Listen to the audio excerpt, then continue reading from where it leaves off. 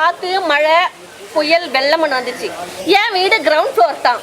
என் வீடு ஃபுல்லாக அடிச்சுக்கிட்டு போயிருச்சு.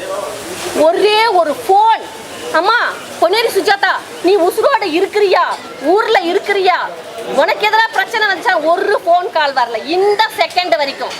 தீபாவளி, பொங்கல், ஜனவரி, ஏன் உங்ககிட்ட இருந்து பண உதவி தேவையில்லை.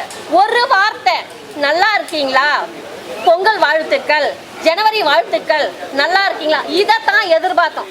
அந்த ஒரு வார்த்தையே இல்லைன்னு போது எங்களுக்கு எப்படி நம்பிக்கை வரும்? நீங்க சொல்லுங்க. நான் சொல்றதுல ஏதாச்சும் தப்பு இருந்தா நீங்க என்ன கேள்வி கேட்கலாம். இதைத்தான் நான் சொல்ல வரேன்னு நினைக்கிறேன். படத்துல நடிக்கிறது, சீரியல்ல நடிக்கிறதுங்கிறது எங்களோட தனிப்பட்ட ஒரு சுதந்திரமோ உரிமையோ எங்களோட திறமை. அதை நான் உங்ககிட்ட கேட்கல. எங்களுக்கு படம் வாய்ப்பு கொடுங்க, பணத்தை வாங்கி கொடுங்க நாங்க கேட்கல. இந்த சங்கத்துல நீங்க இருக்கீங்க, நல்லா இருக்கீங்களா, பத்திரமா இருக்கீங்களா, உங்களுக்கு ஏதாச்சும் உதவி வேணுமா அப்படின்னு தான் எதிர்பார்த்தேன். அந்த ஒரு சின்ன உதவி கிடைக்கல. அப்ப எங்களுக்கு சின்ன திரை நடிகர் சங்கம் பெரிய நடிகர்கள் மட்டும் தான் இருக்குது. ஜூனியர் ஆர்டிஸ்ட் சரியா செயல்படல சொல்றீங்களா? செயல்படலன்னு நான் சொல்லல சார். எங்களுக்கு எங்க திறமைக்கு தான் அங்க வாய்ப்பு கொடுக்குறாங்க. அதை இவங்க வேலை வாங்கி தரணும்னு நான் கேள்விக்குறியா அங்க வைக்கல. ஒரு சமயத்துல இருந்துச்சு, எங்களுக்கு வேலை வாங்கி கொடுங்க வேலை வாங்கி கொடுங்கன்னு கேட்டேன். ஆனா சேனல்னு ஒண்ணு இருக்கு சார். சார் இவங்க என்ன சொல்ல வராங்க, வேலையை நாங்க கேட்கல, ஆனா நாங்க எப்படி இருக்கோம் அப்படின்னு ஒரு கால் பண்ணி கேட்டது கிடையாது. பணம் கட்டி நாங்க சேர்ந்தோம்ல சார், நம்ம குடும்பம் தானே நாங்க சேர்ந்தோம். குடும்ப உறுப்பினர்கள் நல்லா இருக்காங்களான்னு கேட்கலையே, அதான் எங்களோட ஆதங்கமா. ஆனா ரவிவர்மா சார் கேட்டிருக்காரு. ஆமா சேனல் முடிவு சொல்ல வரேன் சார். அதே சமயம் சார் நான் சேனல் கிட்ட ஒரே ஒரு ஸ்மால் ரிக்வெஸ்ட் பண்றேன் சார். தயவு செஞ்சு Zee Tamil, Vijay TV, star TV, sun TV etcetera etcetera etcetera எந்த சேனலா இருந்தாலும் தயவு செஞ்சு எங்களுக்காக ஒரே ஒரு சின்ன உதவி மட்டும் பண்ணுங்க சார். நீங்க ஒரு நாளைக்கு 10 பேர் அல்லது 100 பேருக்கு, ஆமா இங்க நடிப்பை நாங்க ஒரு ஆடிஷன் வச்சிருக்கோம், உங்க நடிப்புக்கு மட்டும் தான் உரிமை கொடுக்குறோம் அப்படின்னு சொல்லுங்க. இப்படின்ற நேரத்துல யாரு நடிக்கிறாங்களோ அவங்கள நீங்க எடுத்துக்கோங்க சார், நாங்க வேண்டான்னு சொல்லல. ஆனா தமிழ் ஆர்டிஸ்டுங்க, சென்னை ஆர்டிஸ்டுங்களுக்கு நிறைய பேருக்கு வேலை கிடையாது சார். அந்த ஆதங்கத்துல நான் முதல் லிஸ்ட்ல இருக்கேன். எனக்கு கொடுங்க சார். என்ன கேரக்டர் அட்டன் செகண்ட் இறங்கி நடிக்க நான் தயார். சேனல்ல தான் குறை சொல்றாங்க, சேனல் முடிவு பண்ணிட்டாங்க. சேனல்ல எங்களுக்கு யாரையுமே தெரியாது சார். நடிப்பு மட்டும் தான் எங்க உசுரு. நடிக்க சொல்லி இப்ப கேளுங்க, பிச்சைக்காரியா நடிக்க சொல்றியா, போலீஸ்காரியா நடிக்க சொல்றியா, நெகட்டிவா நடிக்க சொல்றியா, நான் நடிக்க தயார் 15 வருஷத்துல. ஆனா இது வரைக்கும் சேனல் இருந்து ஒரு போன் வரல. போகும் மேனேஜர் போன் பண்ணி கொடுப்பாரு, அம்மா உன் நடிப்பு எனக்கு தெரியும், நான் சேனலுக்கு அனுப்புறேன். டைரக்டர் அனுப்புவாரு, கோ டைரக்டர் திரும்பி வரும் சார் எங்க போட்டோஸ். நான் நம்பருக்கு நிறைய கொடுக்குறாங்க. யூனியன்ல இருக்க நம்ம சங்க நம்பருக்கு கொடுக்கறதே கிடையாது.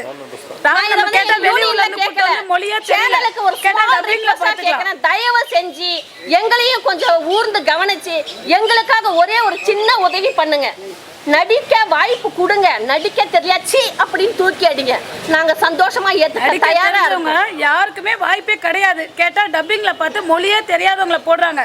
ஆனா சென்னையில இருக்க தமிழ் நடிகர்களுக்கு ஒரு வாய்ப்புமே இல்லை. நாங்களாம் 6 மந்த் ஆகுது போயிட்டு, இவ்வளோக்கும் எல்லா கேரக்டர் தான் பண்ணிட்டு இருக்கோம், அம்மா கேரக்டர் தான் பண்ணிட்டு இருக்கோம் நிறைய சீரியல். ஆனால் 6 மந்த் ஆகுது. கேட்டால் பழைய சேனல் மேலே போடுறாங்க, சேனலில் வேணான்ட்டாங்க, இதே தான் சொல்கிறாங்க.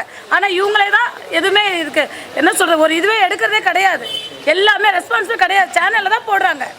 எல்லா சேனலுக்கும் ஒரு ரெக்வெஸ்ட், நான் ஏதாச்சும் தவறா பேசியிருந்தா தயவு செஞ்சு என்னை மன்னிச்சிருங்க. நல்லதா இருந்தா தயவு செஞ்சு எனக்காக உதவி பண்ணுங்க. என்ன சார்ந்த சில பெண்களுக்காக தயவு செஞ்சு உதவி பண்ணுங்க. ஒரு பெண்ணு வேலை செஞ்சா அந்த குடும்பமே சந்தோஷமா இருக்கும். ஆனா ஒரு ஆண் வேலைக்கு போனா அந்த குடும்பம் சந்தோஷமா இருக்கும். ஆனா 50% தான். அதை எங்க வேணாலும் நான் உறுதியா சொல்ல முடியும். ஜென்ஸால வீட்டுக்கு உதவி பண்ண முடியும். இவங்களுக்காக மட்டும் சொல்லல, இது மாதிரி மெம்பர்ஸ் நிறைய பேர் சும்மா இருக்காங்க. இதை தயவு செஞ்சு சேனல் ஒரு இதை எடுத்து எங்களுக்கும் எங்க கூட இருக்க நிறைய மெம்பர்ஸ்க்கும் கொஞ்சம் உதவி செய்யுங்க. உங்களை எல்லாம் சந்திக்க வேண்டிய ஒரு சூழ்நிலை ஏற்பட்டுச்சுன்னு கேட்டிங்கன்னா, சின்னத்திரை நடிகர் சங்க வரலாற்றில் பார்த்தீங்கன்னா 2500 உறுப்பினர்கள் இப்போ இருக்கிறாங்க. எல்லாருமே நலிந்த கலைஞர்கள். அதாவது நல்ல வேலைவாய்ப்பு இருக்கிறவங்கன்னு பார்த்தீங்கன்னா மிஞ்சி போனால் ஒரு 100 பேர் 200 பேர் தான் இருப்பாங்க. மீதி உள்ள பேர்லாம் வேலைவாய்ப்பு இல்லாத ஒரு சூழ்நிலை இருக்கிறாங்க. இந்த மாதிரி நேரத்தில் நான் சென்ற முறை ஒரு 3 வருஷம் ஒரு சின்னத்திரை நடிகர் சங்கத்தில் மிகப்பெரிய ஒரு போட்டியை சந்திச்சு என்னை எதிர்த்து பார்த்தீங்கன்னா தலைவராக நான், நிரோசா, போஸ் வெங்கட், சிவன் சீனிவாசன், இந்த 4 பேரையும் மீறி உறுப்பினரெல்லாம் என்னை வந்து தலைவராக தேர்ந்தெடுத்தாங்க. அந்த 3 ஆண்டு காலம் கிட்டத்தட்ட மிகப்பெரிய ஒரு சோதனையான காலங்க. என்னென்னு கேட்டிங்கன்னா, நான் வந்த பிறகு தான் கொரோனா காலகட்டத்தில் மிகப்பெரிய ஒரு நோய் உலகமெல்லாம் பாதிச்சிச்சு. அந்த நேரத்தில் நான் தலைவர் பொறுப்பேற்றேன். அதுக்கு முன்னாடி பார்த்தீங்கன்னா ஒவ்வொரு தலைவர்களும் சின்னத்திரை நடிகர் சங்கத்தின்னு மிகப்பெரிய நிதி எதுவுமே கிடையாதுங்க. நான் வந்ததுக்கப்புறம் என்னுடைய தலைமையில் இந்த நிர்வாகத்தில் மலேசியாவில் மிகப்பெரிய ஒரு நிகழ்ச்சி நடத்தி சின்னத்திரை நடிகர் சங்கத்துக்குன்னு ஒரு 28 லட்ச ரூபாய் மொத்தமாக சேர்த்தோம். அதுக்கப்புறம் எல்லாருடைய நிதியெல்லாம் சேர்த்து அதிக நிதி சேர்த்த ஒரு நிர்வாகம் அப்படின்னா என்னுடைய தலைமையிலான ஒரு நிர்வாகம் தான். அதுக்கு என்னுடைய நிர்வாகிகள் உறுப்பினர் எல்லாருமே ஒத்துழைப்பு கொடுத்தாங்க. மலேசியாவில் மிகப்பெரிய நிகழ்ச்சி, அதாவது விஜய் சேதுபதி தலைமையில் அற்புதமான எந்த ஒரு எதிர்பார்ப்பு இல்லாமல் வந்து நடத்தி கொடுத்தாரு சங்கத்துக்காக. அப்படியெல்லாம் நிதி திரட்டி கொரோனா காலகட்டங்களில் எல்லாருமே சிவகார்த்திகேயன், மாண்புமிகு அமைச்சர் உதயநிதி ஸ்டாலின், இன்னும் சொல்லப்போனால் விஜய் சேதுபதி, எல்லாருமே தயாரிப்பாளர்கள், நிறுவனம் எல்லாருமே வந்து உதவி செஞ்சாங்க. 2500 பட்டினி இல்லாமல் இருக்கிறதுக்காக எல்லாருடைய குடும்பங்களுக்கு இதே இடத்துல பார்த்தீங்கன்னா, இதே இடத்துல சங்கம் வந்து கிட்டத்தட்ட 12-13 வருஷமாக இந்த இடத்துல தாங்க இருந்துச்சு. அந்த சங்கத்துக்கு இவர் தான் ஹவுஸ் ஓனர் மிஸ்டர் நரேந்திரகுமார் சொல்லி 12 வருஷமாக சங்கத்துக்காக இடம் கொடுத்த ஒரு நல்ல உள்ளம் படைத்த ஒரு மனிதர்.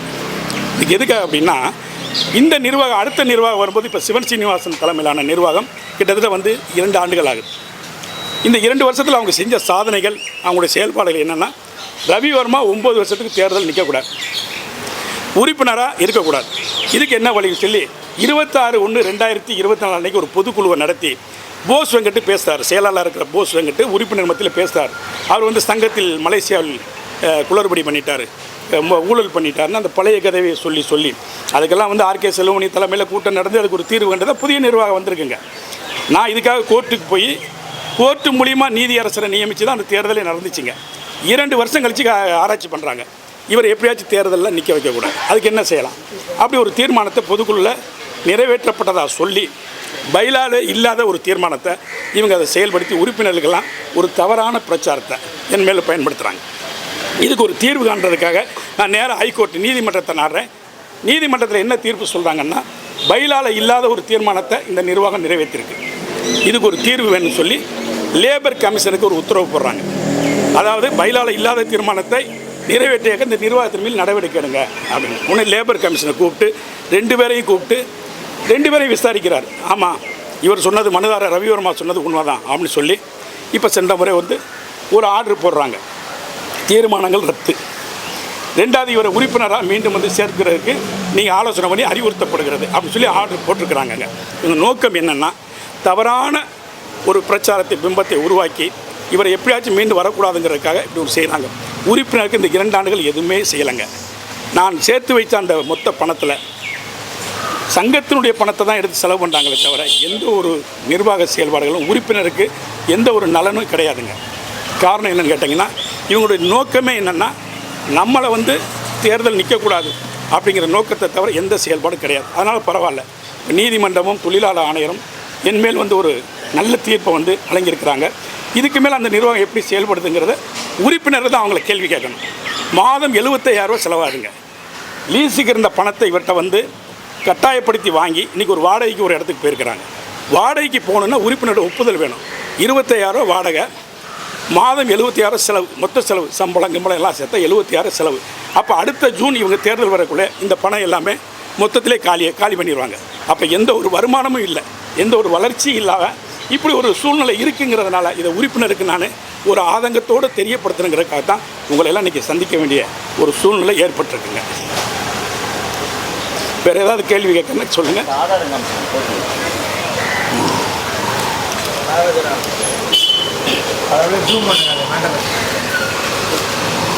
அவங்க வந்து ஒரு கடிதம் அனுப்புகிறாங்க எனக்கு.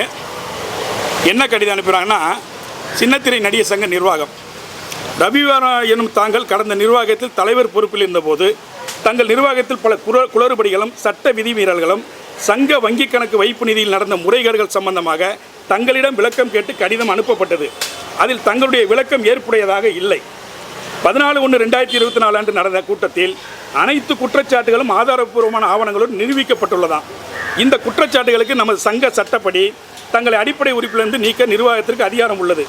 இருந்தும் தங்களின் வாழ்வாதாரம் பாதிக்கப்படக்கூடாது என்பதை கருத்தில் கொண்டு தங்களை அடிப்படை உறுப்பிலிருந்து நீக்காமல் தங்கள் மீது ஒழுங்கு நடவடிக்கை மேற்கொள்ளப்பட்டுள்ளது ஒரு கடிதம் அனுப்புகிறாங்க. யார்? தலைவர், செயலாளர், பொருளாளர். சிவன் சீனிவாசன், போஸ் வெங்கட், PVR சுப்பிரமணியன் என்று சேர்ந்து 3 பேர் கையெழுத்து போட்டு ஒரு கடிதம் அனுப்புகிறாங்க. அதில் சொல்கிறாங்க, ரவிவர்மா 20/1/2024 முதல் சின்னத்திரை நடிகர் சங்கத்தில் அடுத்த 3 சங்க பொதுத் தேர்தல்கள் நிகழ்ந்து முடியும் வரையிலும் சங்க தேர்தலில் போட்டியிடவோ வாக்களிக்கவோ வேட்பாளருக்கு முன்மொழியவோ வழிமொழியவோ உரிமை மறுக்கப்பட்டுள்ளது. ரவிவர்மா அவர்கள் சங்கத்தால் நடத்தப்படும் அனைத்து கூட்டங்களிலும் பங்கு கொள்ளும் உரிமை இழந்தவர் ஆகிறார். ரவிவர்மா அவர்கள் சங்கம் சார்பாக வழங்கப்படும் அனைத்து கூடுதல் நல உதவிகளையும் பயன்களையும் பெறும் உரிமை இழந்தவர் ஆகிறார். சங்கம் தங்களுக்கு மனிதாபிமான அடிப்படையில் இவ்வளவு சலுகை தந்தாலும், இதெல்லாம் எனக்கு சலுகை கொடுத்துருக்காங்களாம், இவ்வளவு சலுகை, தாங்கள் சங்கத்திற்கு மீண்டும் மீண்டும் எதிராக செயல்பட்டு இணை ஆணையர் அவர்களிடம் சின்னத்திரை நடிகர் சங்க நிர்வாக உரிமத்தை ரத்து செய்ய வேண்டும் என்று கடிதம் அளித்துள்ளீர்கள். இது முற்றிலும் சங்கத்துக்கு எதிரான செயலாகும். தாங்கள் செய்த தவறுகளுக்கு தங்கள் மீது எடுக்கப்பட்ட ஒழுங்கு நடவடிக்கை காரணத்தால் சங்கத்திற்கும் சங்க நிர்வாகத்திற்கும் உறுப்பினர்களின் நலனுக்கு எதிராகவும் இவ்வாறு செயல்படுகிறீர்கள். நமது சங்கம் என்பது 2000க்கும் மேற்பட்ட உறுப்பினர்கள் கொண்ட சங்கமாகும். தங்களுடைய இந்த செயல் அனைத்தும் உறுப்பினர்களின் நலனுக்கும் சங்க நிர்வாகத்திற்கும் எதிரான செயலாகும். ஆகவே 28/4/2024 அன்று நடந்த செயற்குழு கூட்டத்தில் இது பற்றி பேசப்பட்டு விவாதிக்கப்பட்டது. மீண்டும் 12/5/2024 அன்று நடந்த செயற்குழு கூட்டத்தில் இது பற்றி தீர விசாரித்து தங்களை அடிப்படை உறுப்பிலிருந்து நீக்குவதாக செயற்குழு உறுப்பினர்களின் ஒப்புதலோடு ஏகமனதாக தீர்மானம் நிறைவேற்றப்பட்டது. செயற்குழு ஒப்புதலாம், இதுக்கெல்லாம் பொதுக்குழு தான் ஒப்புதல் கொடுக்கணும். ஆனால் இவங்க செயற்குழு ஒப்புதல்னு சொல்லி கடிதம் போடுறாங்க. சங்க சட்ட விதி எண் 5U 5A மற்றும் விதி எண் 15 படி தாங்கள் சின்னத்திரை நடிகர் சங்க அடிப்படை உறுப்பினர்கள் என்று நீக்கப்பட்டுள்ளீர்கள் என்பதை தங்களுக்கு தெரிவித்துக் கொள்கிறோம். இதில் ஒரு விஷயம் என்னன்னு கேட்டிங்கன்னா, சங்க விதி எண் 5U 5Aல 9 வருஷம் தேர்தல் நிற்கக்கூடாது, சங்கத்தில் ஓட்டளிக்கக்கூடாதுங்கிறது பைலால இல்லை. இதைத்தான் நீதிமன்றம் எனக்கு பைலால இல்லாத ஒரு தீர்மானத்தை நிறைவேற்றியதற்காக சின்னத்திரை நடிகர் சங்கத்தை கண்டித்து லேபர் கமிஷனுக்கு உத்தரவு போட்டிருக்கு. அந்த லேபர் கமிஷனரு அவர் ஒரு உத்தரவு போடுறாரு. இது லேபர் கமிஷனர் கோர்ட் ஆர்டர் படி லேபர் கமிஷனர் போட்ட உத்தரவுங்க. அவர் சொல்கிறாரு, சப்ஜெக்ட் என்னன்னு கேட்டிங்கன்னா, லேபர் கமிஷன் ஆஃபீஸ்லேருந்து ரவிவர்மாவுக்கும் சின்னத்திரை நடிகர் சங்கத்துக்கு கட்டிய ஆர்டர் போடுறாங்க. பொருள் சப்ஜெக்ட் 1926ஆம் வருட தொழிற்சங்க சட்டம் சின்னத்திரை நடிகர் சங்க முன்னாள் தலைவர் ரவிவர்மா என்பவர் 26/1/2024 அன்று நடைபெற்ற சின்னத்திரை நடிகர் சங்க பதிவு எண் 2999 CNI பொதுக்குழுவில் தன் மீது எடுக்கப்பட்டதாக கூறப்படும் தீர்மானங்களை ரத்து செய்யவும் சங்க விதிகளுக்கு முரணாக செயல்படும் சங்க நிர்வாகிகளின் மீது உரிய நடவடிக்கை எடுக்கவும் சம்பந்தமாக இது ஆர்டர் என்ன போடுறாங்கன்னா, இப்புகார் கடிதம் குறித்து இவ்வலுவலகத்தில் விசாரணை மேற்கொள்ளப்பட்டது. ரவிவர்மா அவர்கள் தொழிலாளர் இணை ஆணையர் அலுவலகத்தில் சங்க நிர்வாகத்தை ரத்து செய்ய வேண்டும் என்று புகார் அளித்ததற்காக சங்க அடிப்படை உறுப்பினர் பதவியிலிருந்து நீக்கப்பட்டதாக அறிய வருகிறது. மேலும் மனுதாரர் ரவிவர்மா அவர்களுக்கு எவ்வித காரணம் கூறும் அறிவிப்பும் அனுப்பப்படவில்லை. இது சங்க விதிகளுக்கு முரணானதாகும். எனவே ரவிவர்மா மீது அளிக்கப்பட்ட அடிப்படை உறுப்பினர் பதவியை நீக்கி அளித்த கடிதத்தினை மறுபரிசீலனை செய்ய சின்னத்திரை நடிகர் சங்கத்துக்கு அறிவுரை வழங்கப்படுகிறது. இது லேபர் கமிஷன் ஆர்டருங்க. இது வந்து 2 நாள் ஆச்சு. இதெல்லாம் உறுப்பினர்களுக்கு எங்கள் உறுப்பினர்களுக்கு தெரியப்படுத்தணுங்கிறக்காகத்தான் உங்களையெல்லாம் இன்றைக்கி சந்திக்கக்கூடிய ஒரு வாய்ப்பு கிடைச்சிருக்குங்க. ரெண்டாவது, உறுப்பினர்களுக்கு எதையுமே எந்த தகவலும் சொல்கிறது கிடையாது. பைலால இல்லாத ஒரு விஷயங்களை இந்த மாதிரியெல்லாம் செயல்படுத்த இந்த நிர்வாக உரிமத்தை ரத்து செய்யணும்னு சொல்லி தனியாக ஒரு பெட்டிஷன் கொடுத்தேன்.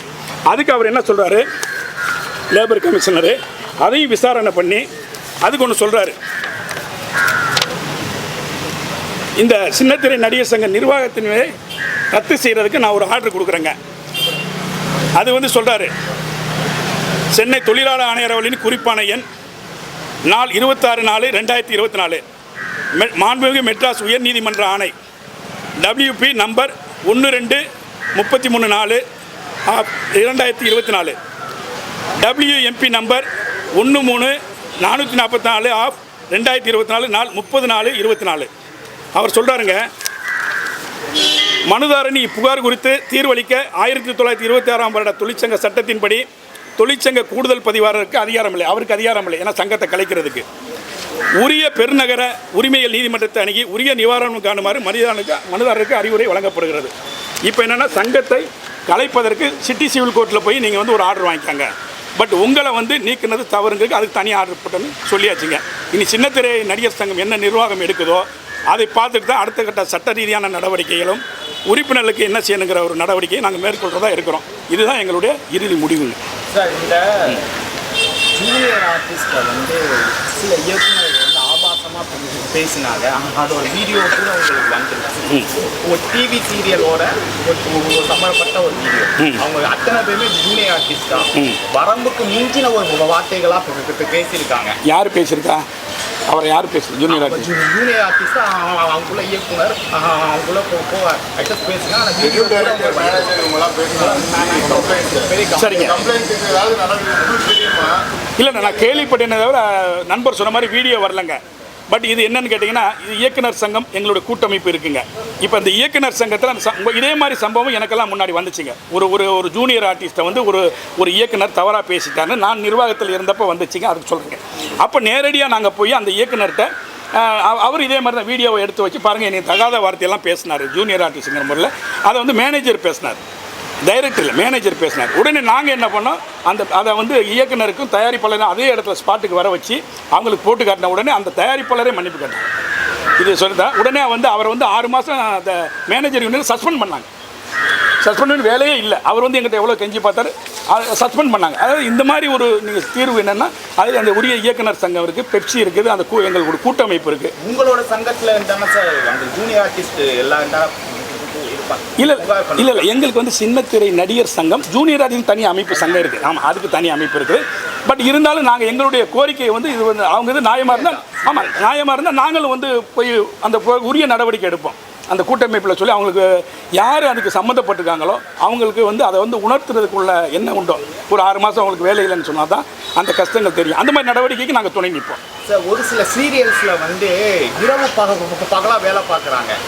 கிட்டத்தட்ட ஒரு ரூலே வந்து 8 மணி நேரம் 10 மணி நேரம் தான். இதை மிஞ்சி வந்து 15 மணி நேரம் டெய்லி ஷூட்டு, நைட் ஷூட் வேலை பார்க்குறாங்க.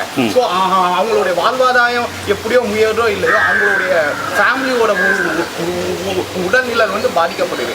ஸோ இந்த மாதிரியான ஒரு சோர்ஸ் வரும்போது எங்களை ஸ்டார்ட் பண்ணுறோம். அது கிடைக்க காரணம் என்னங்க சார், பெரிய நடிகர் சங்கமும் சின்ன நடிகர் சங்கமும் பெப்சி அமைப்பில் நாங்கள் இல்லை. அது நீங்கள் 24 கிராஃப்டில் தொழிலாளர் காலை 8 மணிலேருந்து 9 மணி வரைக்கும் வேலை பார்ப்பாங்க. 9 மணிக்கு மேலே 1.5 பேட்டா, அதுக்கு மேலே போனால் 2 பேட்டா. ஏன் நடிகர்களுக்கு இல்லைங்கிற இந்த கேள்வியெல்லாம் எங்களுக்கு வந்துச்சு. நாங்கள் காலையில் 8 மணிக்கு போகிறோம், 10 மணி 1 மணி வரைக்கும் நாங்கள் நடிக்கிறோம், எங்களுக்கு அந்த ஒரு நாள் ஒரே சம்பளம் தான் கொடுக்குறாங்க அப்படின்லாம் எங்களுக்கு கேட்டிருக்காங்க. ஆனால் அதுக்கு என்ன காரணம்னா, நாங்கள் அப்படி கேட்க முடியாது. நாங்கள் வந்து தொழிற்சங்க அந்த லேபர் ஆக்டில் பெப்சியில் அமைப்பில் இல்லை. ஏன்னா நாங்கள் ஒரு நடிகருங்கிறப்ப போகிறப்ப எங்களுக்கு காலையில் ஒரு காட்சி இருந்தால் அந்த ஒரு காட்சியை முடிச்சுட்டு எங்களை அனுப்பி விட்ருவாங்க. காலையில் போகிறோம், 8 மணிக்கு ஷூட்டிங் போகிறோம், உங்கள் காட்சி முடிச்சு போயிடுவாங்க. ஆனால் அதே மாதிரி அவங்களுக்கு வந்து அப்படி அனுப்ப மாட்டாங்க. நீங்கள் அந்த ஷூட்டிங் முடிகிற வரைக்கும் அவங்க ஒர்க் பண்ணி தான் ஆகணும். அதனால் வந்து எங்களுக்கு வந்து அந்த குறிப்பிட்ட சம்பளங்கிறனால எங்களுக்கு அந்த டயத்துக்கு நடிகர்களை ஒதுக்கிட்டு அந்த டைம் முடிஞ்சோன்னே எங்களை அனுப்பி விட்ருவாங்க. அதனால் வந்து எங்களை சம்பள உயர்வு நாங்கள் கேட்க முடியல. அது ஒரு ஃபிக்ஸட் தான். சார், இப்போ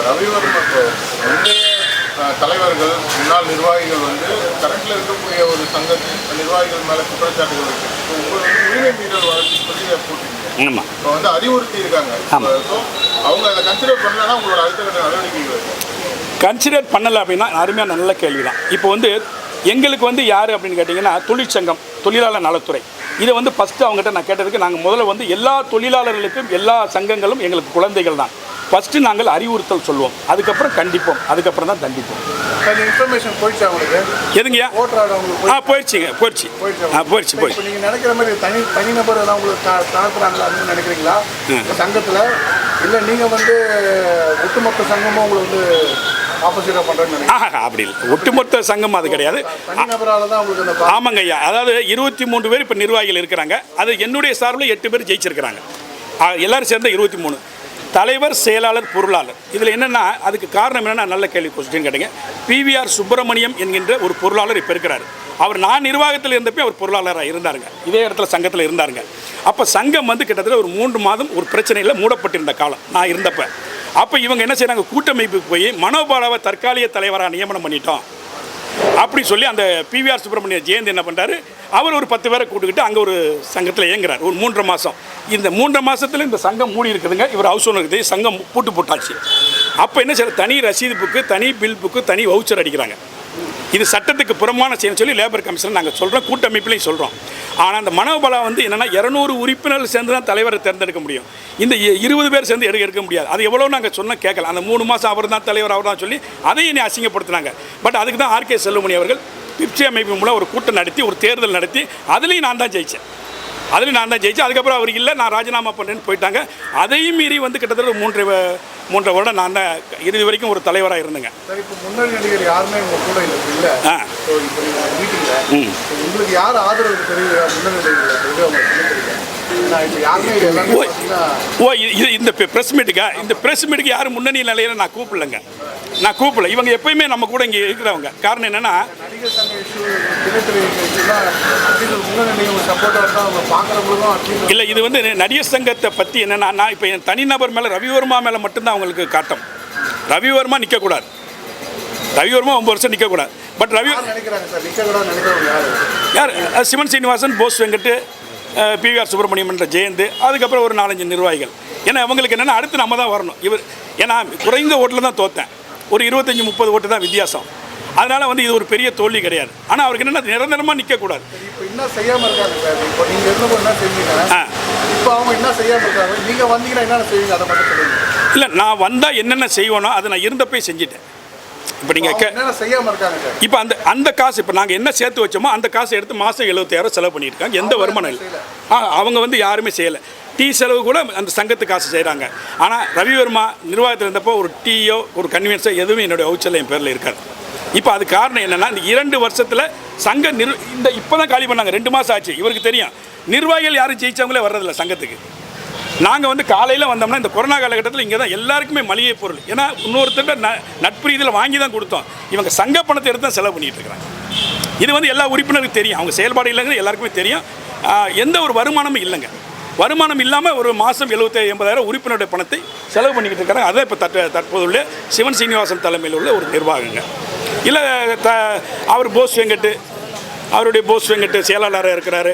அவருக்கு ஏதோ அரசியல் பின்னணி இருக்குன்னு சொன்னாங்க. இந்த மாதிரி இங்கே வந்து அரசியல் கிடையாதுங்க. எங்களை பொறுத்தவரை எல்லாருமே எல்லா கட்சியிலும் இருப்பாங்க.